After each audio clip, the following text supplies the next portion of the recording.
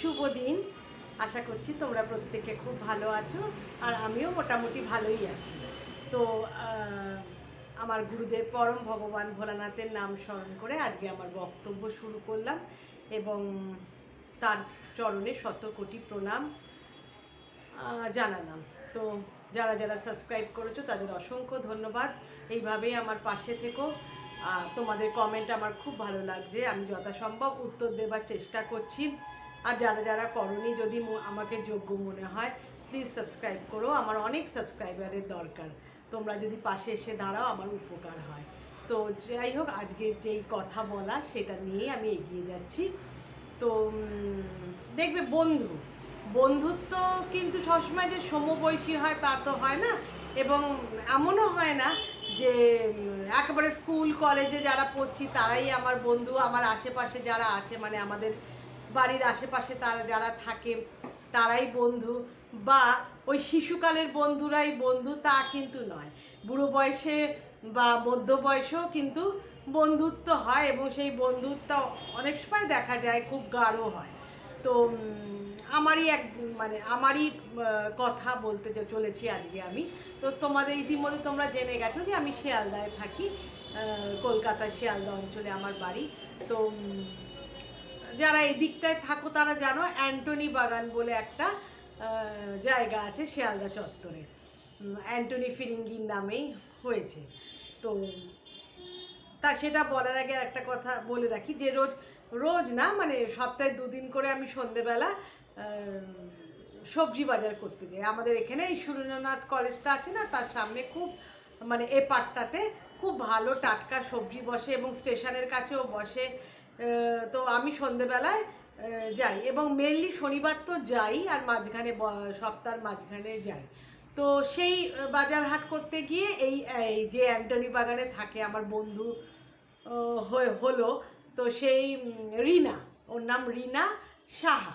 তো তার সঙ্গে আমার বন্ধুত্ব হলো ওই বাজারে, বলতে পারো ও আমার বাজারের বন্ধু, বাজারই তার সূত্র, বাজার করতে গিয়েই হলো। তো যেদিন আমার সঙ্গে ও দেখা হয়েছিল, ফার্স্ট দেখা হয়েছিল, সেদিন দেখলাম ওই মুদির দোকান আছে, গ্রসারি শপে, আমিও ওই কিছু কিনতে গেছিলাম, তেল মশলা কিনতে গেছিলাম।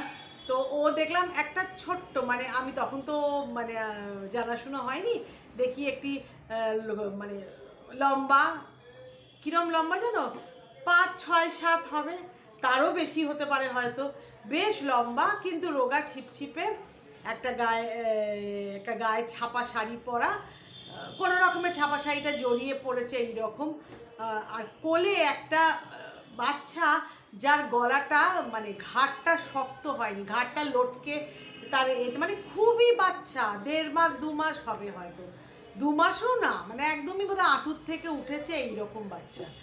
তাকে এরমভাবে কোলে নিয়ে সে ঘাড়টা লটকানো মতন ওর মায়ের ঘাড়ে, মানে বাচ্চাটার মা ওই মেয়েটার বউটার ঘাড়ের মধ্যে এরকম ঘাড়টা রাখা বাচ্চা। তো আমি অবাক হয়ে দেখছি এইরকম একটা বাচ্চা নিয়ে ও রাস্তায় বেরিয়েছে।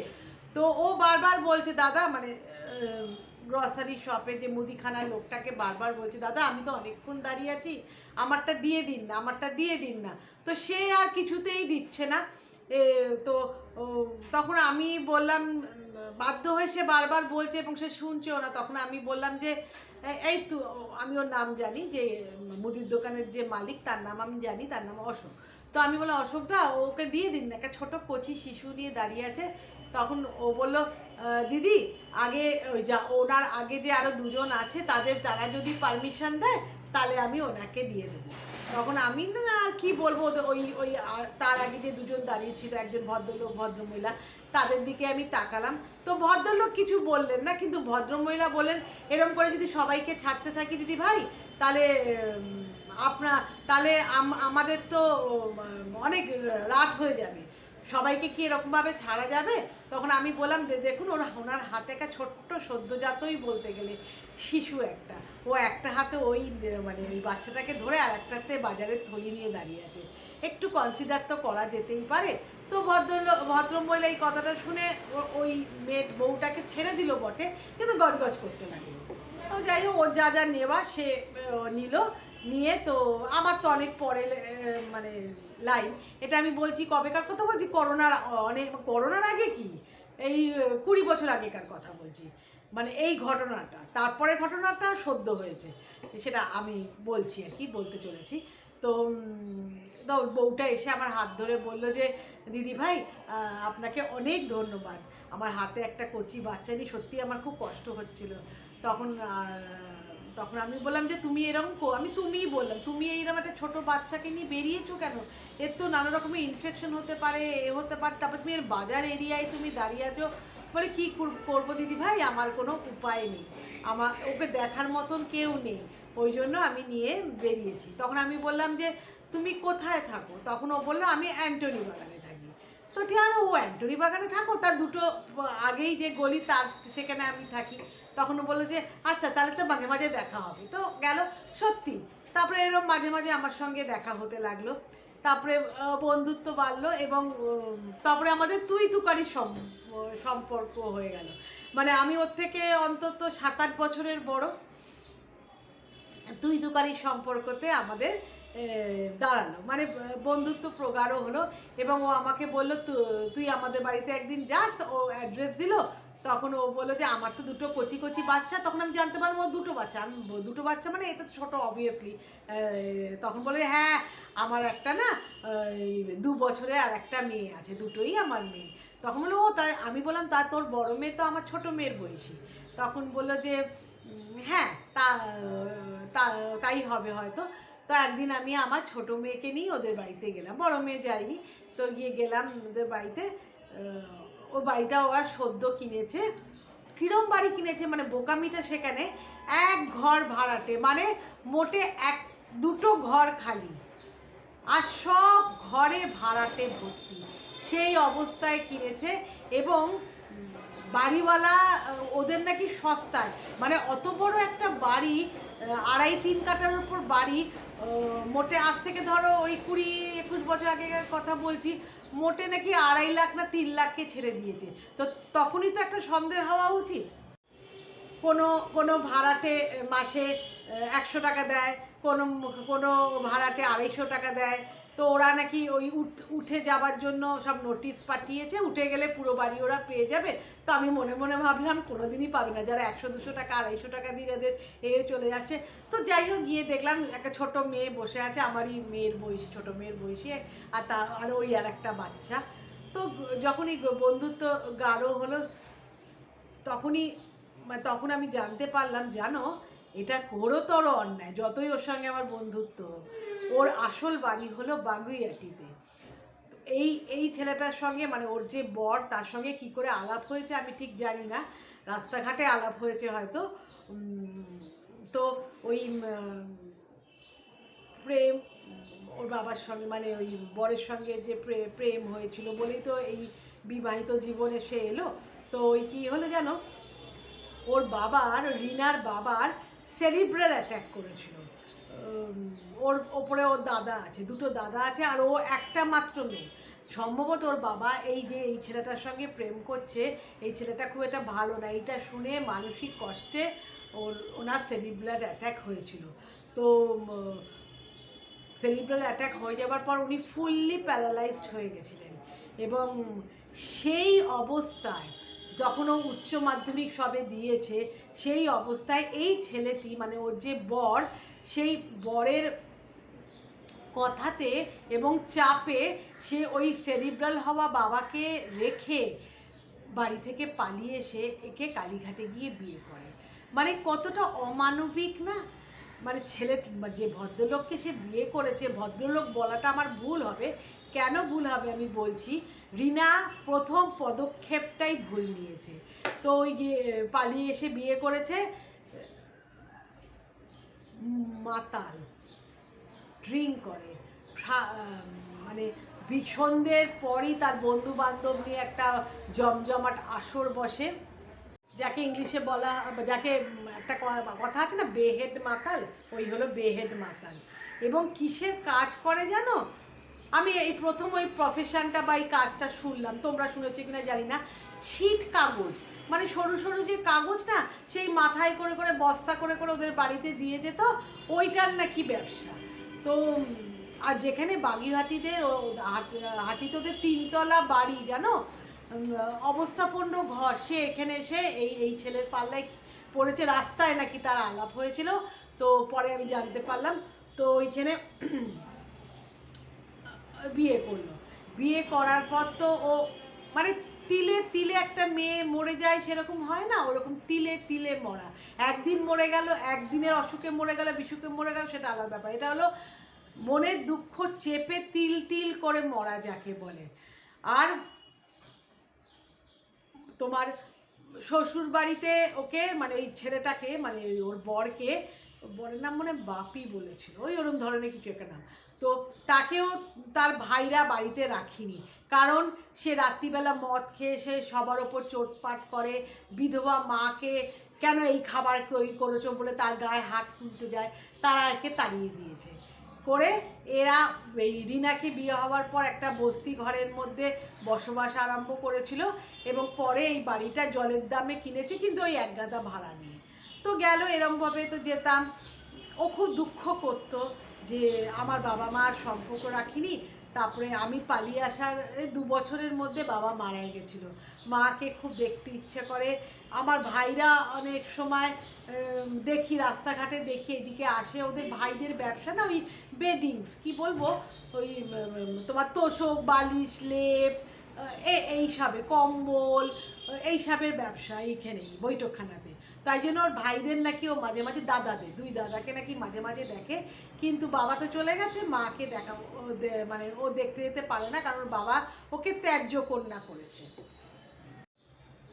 তারপরে এরম করে করে মেয়ে দুটো বড় হচ্ছে, ওরা ওই হোলি চাইল্ড যে স্কুলটা আছে সিআইটি রোডের ওখানে, ওখানে তারা ভর্তি হলো, পড়াশুনো এগোচ্ছে। তারপরে যাওয়া হয় না, পড়াশুনো মানে করতে যাবে, মানে নিয়ে যাবে কোচিং ক্লাসে পড়াতে নিয়ে যাওয়া আছে, বাড়িতে টিচার আসবে, ওকেও বাজারে খুব একটা দেখতাম না, তবে ফোনে কথা হতো। ভাবো ওর ওর মানে শ্বশুরবাড়ির লোক এতটাই অমানবিক, যে প্রথম দিন যে দেখা হয়েছিল, শ্বশুরবাড়িতে তো থাকে না, তো ওই মানে ওর বড় আমি বলবো অমানবিক, যার বাড়িতে বসেই ব্যবসা, ওই ছিট কাগজের ব্যবসা বললাম, সে তো ওই কচি প্রথম দিন ওই একটা কচি বাচ্চা, পরে শুনলাম নাকি তখন ওর বয়স ছিল 1.5 মাসের বাচ্চা নিয়ে সে ওই বাজার করতে গেছে, কেন ওর বর একটু রাখতে পারতো না। তারপরে কিরকম খাবার ঝামেলা বলে জানো, ওই দুটো বাচ্চা নিয়ে তো রান্না করে উঠতে পারতো না, কোনো দিন একটা মাছের ঝোল করতো, কোনো দিন একটা ডাল তার মধ্যে হয়তো সেদ্ধ দিয়ে দিলে এরকম করতো। সে খেতে বসে ওর বর নাকি বলল এটা পুড়িয়ে ফেলেছো, এখানে নুন হয়নি, এটা হয়নি। একদিন নাকি ওর খুব জ্বর হয়েছিল এবং ও শুধু ডাল আর ভাত করতে পেরেছিল, আর কিছু করতে পারিনি।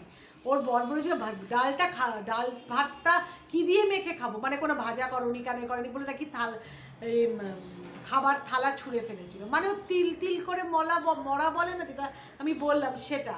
ও আমার কাছে কেঁদে কেঁদে এই কথাগুলো বলতো, কিন্তু আমারও তো কিছু করার নেই বলো, আর পরের ব্যাপারে নাক গলাবো বলো, তার বর যদি আমাকে 4টে অপমানকর কথা শুনিয়ে দেয়। তারপরে এরকম করতে করতে অনেক বছর না, ওকে আবার দেখছিও না, জানো তো, দেখছিও না। তো আমি একদিন ফোন করলাম, বলে হ্যাঁ এই আছি। তো 2024-এর পুজোর সময়, 2024-এর ওই তোমার বলছি, সেদিনকে বিজয়া দশমী ছিল, ওই হয় না সিঁদুর পরানো মাকে মা বরণ, তো আমি আসছি মানে ফিরে মা বরণ করে আসছি, আর ও দাঁড়িয়ে দাঁড়িয়ে দেখছে, জানো, একে তো লম্বা, বলেছিলাম 5, 7, 8, 6, 7 তো হবে, আরও বেশি হতে পারে, কীরকম রোগা হয়েছে জানো, আমার এই হাতটা থেকে তুমি যদি 4 ভাগ করো সেই রকম ওর হাত, গাল বলে কিচ্ছু নেই, পুরো ফুটো হয়ে গেছে গাল দুটো না, এই গলার হাড়গুলো, এই কলার বোনটা, এই হাড়টা না উকি মারছে, আর না গায়ের রঙটা একটু শ্যামলাই ছিল, আরও যেন কালো, চোখটা ভেতরে ঢুকে গেছে। তো আমি বরণ করে নামি, ওকে দেখে ওর মাথায় সিঁদুর পরিয়ে দিলাম, শাখায় সিঁদুর ছুঁয়ে দিয়ে আমি বললাম একই তো চেয়ার হয়েছে, তোকে তো অনেকদিন দেখিনি, তার মানে তুই অসুস্থ ছিলিস? তখন ও বলল যে না আমি অসুস্থ না, আমার বর অসুস্থ। তখন আমি বললাম যে কি হয়েছে বরের? তখন বললো যেটা ওর বাবার হয়েছিল না, সেরিব্রাল হয়ে ওর বরের একদিকটা ডান, ওর বাবা পুরোপুরি শুয়ে পড়েছিলেন, ওর হাজব্যান্ডের মানে ওই বাপি নাম বললাম মনে হয় সম্ভবত, ডান দিকটা পুরো পড়ে গেছে। বাচ্চা তখন তো বাচ্চাগুলো বড় হয়ে গেছে, তাদের তো পড়াশুনোরও চাপ বেড়েছে না, আর হোলি চাইল্ড স্কুলে না খুব পড়ার চাপ জানো তো। ওই অসুস্থ স্বামীকে তাকে বাথরুম করানো, যা যা করানো বাথরুমে করানো, প্যারালাইজ স্বামী বলতে পারো, করানো। ও যে একটা পাপ করেছিল, যতই বলুক না কেন তার বয়ফ্রেন্ড, যতই তখন তো বয়ফ্রেন্ড ছিল, তার সাথে প্রেমে হাবুডুবু যতই খাক না কেন, যার বাবা সে সদ্য সেরিব্রাল হয়েছে, তাকে বাড়িতে এনে সে প্যারালাইজ, আমাকে বললে তো আমি পালাতে পারতাম না, এবং আমি পালাতামও না। তা যা হবে সামনাসামনি হবে, বলেই বেরোতাম। সেই অবস্থায় সে তার বাবাকে ফেলে বেরিয়েছিল। দেখো পাপ পুণ্য বলে তো একটা জিনিস আছে, তাই না? ঈশ্বর তো এখনো মাথার ওপর আছে। ঠিক ওর বরের এই অবস্থা হলো, দুটো বাচ্চা সামলে তার বরকে বাথরুম করানো, খাইয়ে দেবা, চান করানো, ডাক্তার ডেকে আনা, ওই ছিটকা কাগজের যে ব্যবসা সেটা হিসেব রাখা, মানে এইসব করতে করতে, এবং ভেতরে ভেতরে একটা টেনশনও আছে যে কি হবে পরবর্তীকালে, কি হবে, কারণ টাকা পয়সার অবস্থা তো তখন আমি বললাম তোদের ভাড়াটেরা উঠে গেছে? তখন বললো যে না রে, 2 জন উঠেছে, আমার তো 7 জন ভাড়াটে, মোটে 2 জন উঠেছে। তার মধ্যে একজন ঘর লক করে গেছে, মানে আমাকে মালিকানা দেয়নি, আর একজন ছেড়ে দিয়ে গেছে, সেটাতে আমি নতুন করে একটা ভাড়া বসিয়েছি, সেটা থেকে যা ভাড়া পাই আর এটা দিয়ে ওর তো চিকিৎসা চলছে, 2টো মেয়ের পড়াশুনোর খরচা, তা তো হবেই। আমি কি এদিকে একটা কথাই বলেছিলাম যে তোর এরকম চেহারা, কঙ্কাল সার চেহারা, আমার তো মনে হয় তুই মরবি, এবার তুই মরবি। এই কথাটা আমি 2বার বলেছিলাম জানো তো। এই কথাটা ওই 2024 সালে বলা কথাটা যে সত্যি হয়ে যাবে আমি ভাবতে পারিনি জানো তো। এই ফেব্রুয়ারি মাসে, যে গেল ফেব্রুয়ারি 2026-এ ও মারা গেছে। আমি সেটাও জানতাম না, আমি অনেক পরে জানতে পেরেছি জানো তো। দেখতে আর পাই না, ফোন করি, ফোনটা না সেরমভাবে কেউ ধরে না, স্বাভাবিক কথা। আমি দুপুরের দিকে ফোন করতাম, ওর বর তো প্যারালাইজড, তার মেয়ে 2টো স্কুলে কলেজে চলে যায়, বড় মেয়েটার বিয়ে হয়ে গেছে, বিয়ে দিয়ে দিয়েছে, আর ছোট মেয়েটা কি করে জানি না, কিছু একটা করে নিশ্চয়ই, তো করে।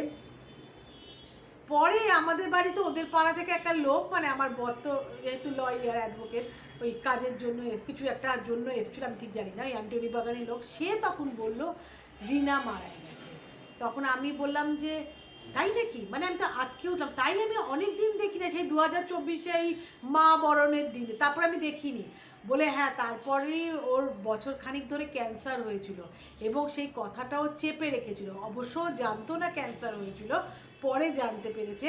ওর ব্রেস্টে একটা লাম্প হয়েছিল, তো ওইটা ও অনুমান করেছিল হয়তো ক্যান্সার হয়েছে।